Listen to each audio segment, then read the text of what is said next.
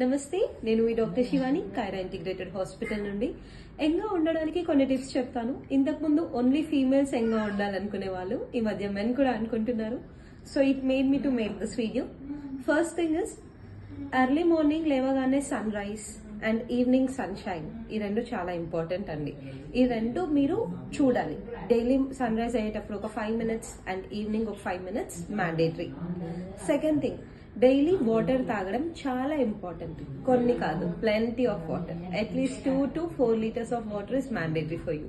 Third thing, మీరు protein intake చాలా హైగా ఉండాలి.